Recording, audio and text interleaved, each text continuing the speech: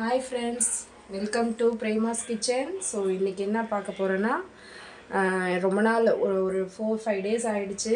So எந்த வீடியோஸும் post பண்ணல. ஸோ கிச்சனெல்லாம் நான் வந்து இதெல்லாம் ஃபாயில் பேப்பர் வச்சு நான் ஒட்டியிருக்கேன். ஸோ அதனால தான் கொஞ்சம் இதெல்லாம் கொஞ்சம் ரெடி பண்ணதுனால கொஞ்சம் லேட் ஆகிடுச்சு. கிச்சன் இதெல்லாம் பேப்பர் நியூஸ் பேப்பர் இருந்தது. ஸோ அதெல்லாமே எடுத்துகிட்டு க்ளீன் பண்ணி ஃபாயில் பேப்பர் போட்டிருக்கேன். ஸோ இது வந்து வாட்டர் ப்ரூஃபு, வாட்டர் பட்டாலும் ஒன்றும் ஆகாது. ஸோ இன்றைக்கி என்ன நைட்டு டின்னர்னால் வாங்க பார்க்கலாம். ஒயிட் ரைஸ் சரிங்களா, ஒயிட் ரைஸ் சூடாக வச்சுருக்கேன். அப்புறம் சவ் குழம்பு, மதியம் வச்ச குழம்பு இருக்குது, கொஞ்சமாக தான் இருக்குது. ஸோ அப்புறம் நான் ரசம் சூடாக, இப்போ ரசம் நைட்டுன்றனால ரசமே வைக்கிறதில்ல ஸ்கூலுக்கு போகிறனால. ஸோ தக்காளி ரசம், பூண்டு, மிளகு, ஜீரகம் எல்லாம் போட்டு வச்சுருக்கேன். தம்பிக்கு கொஞ்சம் கோல்டு அப்படின்றனால கொஞ்சமாக சுடு தண்ணியும் வச்சுருக்கேன். ஸோ இப்போ ரச சாப்பாட்டுக்கு தொட்டுக்க நம்ம வந்து கருவாடு வந்து சுடு தண்ணியில் நல்லா க்ளீனாக அலசி வச்சுருக்கோம் சரிங்களா.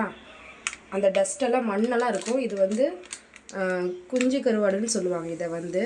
ஸோ இது வந்து நம்ம பொரியல் மாதிரி தொட்டு சாப்பிட்லாம் சரிங்களா. ரச சாப்பாட்டுக்கெலாம் நல்லா டேஸ்டியாக இருக்கும்.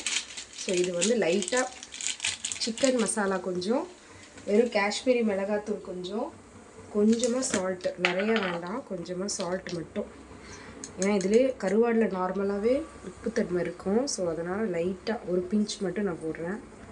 ஸோ நிறையா போட்டு ரொம்ப உப்பு கசக்கிற மாதிரி இருக்கக்கூடாது. ஸோ அதனால் போட்டுட்டு இது எண்ணெயில் வந்து வேக வைக்கும் போது ப்ரௌனிஷாக ஆயிரும் சரிங்களா. ஓகேவா, இப்போ நல்லா கொதிச்சிருச்சு. இப்போ ஜஸ்ட்டு வந்து கருவாடை வந்து ஃப்ரை பண்ண போகிறோம். இப்போ வளர்ச்சி வச்சதை இதில் இது பண்ணி